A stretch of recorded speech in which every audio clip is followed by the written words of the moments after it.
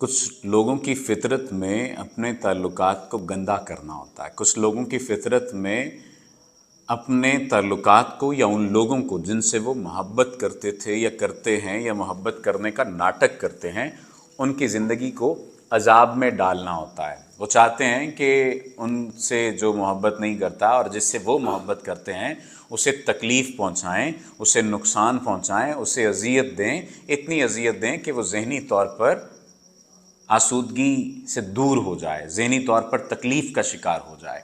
अपने पुराने रिश्तों को गंदा करने वाले, अपने पुराने रिश्तों को ख़राब करने वालों की ज़हनियत, उनकी साइकोलॉजी शायद मैं नहीं समझ पाया, लेकिन मैं इतना समझ पाया हूँ कि वो किसी एहसास कमतरी में मुब्तला होते हैं। वो किसी ऐसे एहसास कमतरी में मुब्तला होते हैं जो उन्हें कहीं का नहीं रहने देता। यानी ये कैसी अजीब बात है कि आप जिस शख्स से मोहब्बत के दावे करते हैं, जिस शख्स के पाँव पड़ते हैं, जिस शख्स को इतना आप आसमानों पर बिठाते हैं या बिठाने के दावे करते हैं, दूसरी जानिब उसकी ज़ात पर कीचड़ उछाला जाए, उसकी ज़ात को बुरा कहा जाए, उसे तकलीफ़ पहुंचाने की कोशिश की जाए। ये दो चीज़ें हो नहीं सकती। सिक्के के दो रुख हों तो अच्छा लगता है सिक्का, सिक्के के दोनों रुखों पर एक ही निशान बन जाए तो वो अच्छा नहीं लगता। सिक्के के दोनों रुख एक ही तरह के हो जाएं तो अच्छा नहीं लगता। होना तो ये चाहिए, इंसान अगर एक सिक्का हो तो इंसान को तो अंदर और बाहर से एक होना चाहिए, लेकिन ऐसा नहीं है। वो लोग जो अपने पुराने रिश्तों को गंदा करते हैं, वो लोग जो इल्ज़ामात की बौछार करते हैं अपने मोहब्बत करने वालों से, अपने ताल्लुकात बनाने वालों से, जो उनसे बिछड़ जाते हैं या उनके साथ भी रहते हैं, उनसे गुजारिश है कि आप ये बात ना समझिए कि सिर्फ़ और सिर्फ ये इल्ज़ाम लगाकर या किसी भी नहज पर पहुंचकर ऐसी हरकत करके आपको सुकून मिलने वाला है। एक शख्स था, उसने बड़ी एक अजीब बात कही। उसने कहा कि अगर मैं पहले मर गया तो मैं तो मर गया, लेकिन अगर ये शख्स मरा तो मैं इसे कब्र में भी चैन नहीं लेने दूंगा। मैंने कहा कि ऐसा भी क्या हुआ?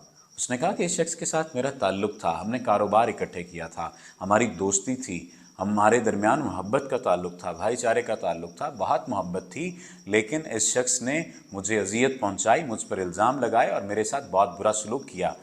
मैं इसकी कब्र पर जाकर इसे बद्दुआएं दिया करूँगा। अब आप ये सोचिए कि उस शख्स को कितनी तकलीफ़ पहुंची होगी। इसी तरह एक शख्स आया, मैंने उसे इस बात पर राज़ी किया कि वो शख्स को माफ़ कर दे।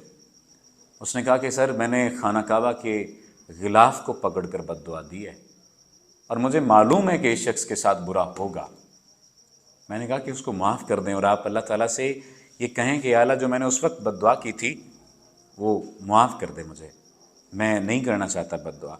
कहने लगा कि सर, आपको नहीं पता मैं उस वक्त किस ज़हनी कैफियत से गुजरा था। ये दोनों बातें करने का मकसद क्या है? ये दोनों बातें करने का मकसद ये है कि आप अपने ताल्लुकात को, अपने पुराने रिश्तों को गंदा ना किया करें। अगर किसी के दिल पर थोड़ी सी भी चोट लग गई और उसके ज़हन दिल पर ये बात बैठ गई और उसने फिर आपको मुआफ़ कर दिया, बदला न लिया, तो आप रगड़े जाएंगे सरकार। इस दुनिया में भी रगड़े जाएंगे, आखिरत में भी रगड़े जाएंगे। चाहे फिर जितनी तस्बीहात फेरें, चाहे फिर जितने मर्जी आप दरबारों के चक्कर लगाएं, अगर मैं भी ये करूँगा तो मेरे साथ भी ऐसा होगा, अगर आप भी ये करेंगे तो आपके साथ भी ऐसा होगा। अपने आप को गंदा करने वालों की फ़हरिस्त से निकाल कर अगर अच्छा करने वालों की फ़हरिस्त में शामिल नहीं कर सकते तो खामोश रह जाने वालों की फ़हरिस्त में शामिल कर लें। अल्लाह आपको कल्बी सुकून दे।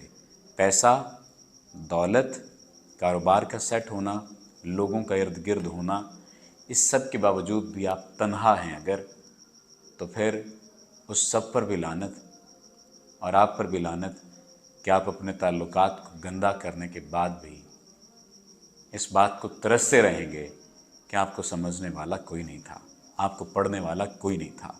और अगर मैं ऐसा करूं तो मेरे साथ भी वही सलूक होना चाहिए जो मैंने इन तमाम तर बातों में बात की है। अल्लाह ताला आप सबका हामी और नासिर हो। आखिर में फिर वही गुजारिश, अपने पुराने रिश्तों को, अपने ताल्लुकात को गंदा न करें, आपकी अज़ियत बढ़ जाएगी। आपका शुक्रिया।